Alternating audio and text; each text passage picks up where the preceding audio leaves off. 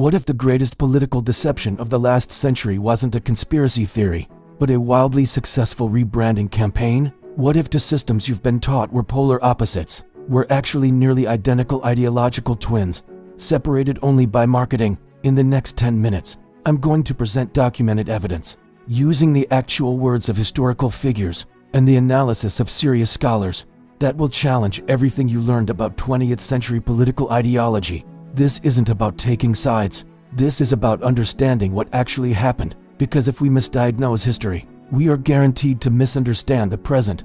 Let's start with a simple observation that rarely gets discussed in standard history education. In the early 20th century, two major totalitarian systems emerged in Europe. Standard textbooks place them at opposite ends of the political spectrum.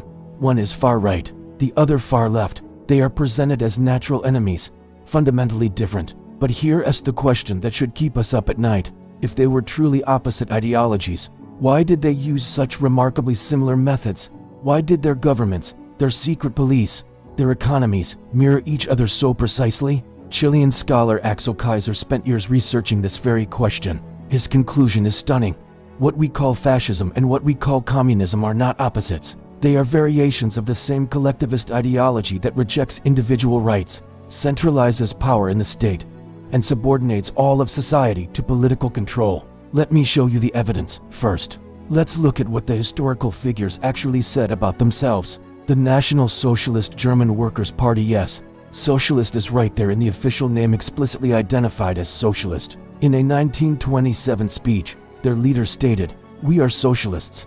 We are enemies of today's capitalistic economic system for the exploitation of the economically weak." The party's propaganda minister wrote in 1929 that the difference between their movement and the Soviet system was very slight. Have you ever heard that one of the most famous political leaders of the 20th century said, "We are socialists. We are enemies, deadly enemies, of today's capitalist economic system"? That is a direct quote from a leading party ideologist in 1930. The leaders themselves proudly claimed a socialist identity. So why don't we learn this in our history classes? Why have we been taught that this system was the polar opposite of another famous socialist state? Let's look past the labels and examine the actual policies.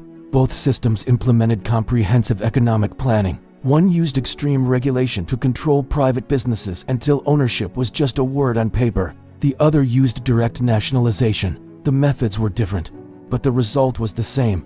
The state directed all economic activity. Both systems also abolished independent trade unions, replacing them with state-controlled labor fronts. Workers couldn't negotiate for themselves. They existed to serve the collective, as defined by the state. And what about social welfare? Both created huge state-run benefit programs for things like healthcare, housing, and even vacations.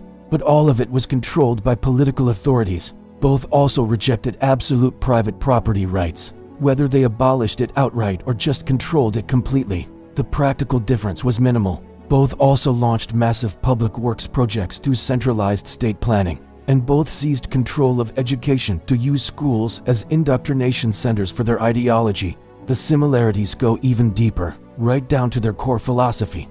Both systems hated individualism. One said the individual existed only to serve the national community. The other said the individual existed to serve the international working class. The framing was different, but the result was identical.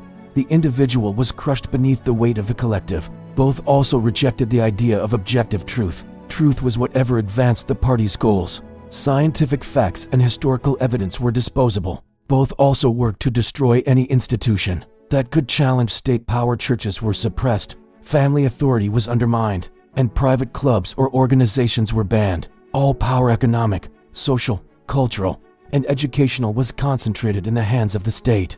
Now, let's talk about how they kept that power. Both created terrifying secret police forces with unlimited authority. Their methods were identical: midnight arrests, detention without trial, torture, and making dissidents disappear. Both built vast networks of forced labor camps. If you look at the architectural plans, they are shockingly similar. Barbed wire, guard towers, and barracks. Millions died from forced labor, starvation, and neglect in both systems. Both used the same propaganda techniques, like massive, choreographed rallies with dramatic lighting and military parades. Both established total control over all media, and both encouraged citizens to spy on their neighbors and even their own families. So here's the critical question. If these were truly opposite ideologies, why were their methods, policies, and philosophies so nearly identical? The great thinker Hannah Arendt, who escaped one of these regimes, concluded they were the same phenomenon. She called them two sides of the same coin, both destroying freedom through total state control. Their famous opposition wasn't ideological, it was tribal. They were like two rival gangs fighting over the same territory. Both wanted total control of the world. This is why it was so easy for people to switch between the two movements, and why their infamous pact in 1939 made perfect sense. They were natural allies. So how did these ideological twins get placed at opposite ends of the political spectrum? The answer is post-war politics. After 1945, one system was defeated and could be condemned by everyone. The other, however, had been an ally in the war, and it needed to be distinguished from the defeated enemy. So, intellectuals who favored collectivist ideas needed a way to distance their preferred system from the horrors of the defeated one. Their solution was a brilliant rebranding campaign. They reclassified the defeated system as far-right, despite its leaders' own socialist claims. This created the political spectrum we know today, with one on the far right, the other on the far left, and the moderate center conveniently closer to the left. This trick allowed people to advocate for collectivist policies while claiming to oppose totalitarianism, and the rebranding was so successful that most people today genuinely believe these systems were opposites, despite overwhelming evidence to the contrary. Why does getting this history right matter today? Because these patterns are repeating. When you see modern movements advocating for more state control over the economy, organizing society around group identity instead of individual rights, rejecting objective truth for political narratives, and trying to weaken the family and faith, you are seeing the same playbook. The language has changed, the group categories are different, but the underlying structure is the same. Collectivism over individualism, and state power over private life. You're being told you have to choose between a dangerous right and a progressive left. But that's a false choice. The real choice is between systems that respect individual rights, private property, and free speech, and systems that subordinate all of these to the state. The grim history of the 20th century shows that collectivist ideologies, no matter their flavor, consistently lead to economic failure, social collapse, and unimaginable violence. So, how do we protect our freedom? First, learn to recognize collectivist ideology in all its modern forms. Second, defend the institutions that limit state power, private property, free speech, family authority, and religious freedom. Third, insist on individual rights, not group rights. Judge people by their character, not their demographic box. Fourth, support economic systems that distribute power through free markets, not ones that concentrate it in the hands of politicians. And fifth,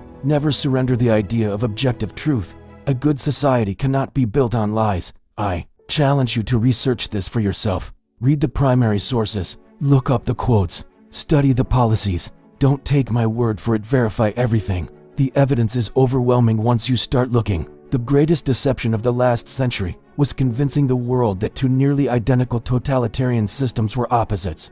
Understanding this is essential to protecting freedom in our century, because the same ideology is back, just with new labels. The choice before us isn't left versus right. It's freedom versus control. Choose wisely. Thanks for watching. Subscribe to this channel for more deep dives into the patterns of history. And please, share this video with someone who needs to understand that we have to look past political labels to see what's really going on.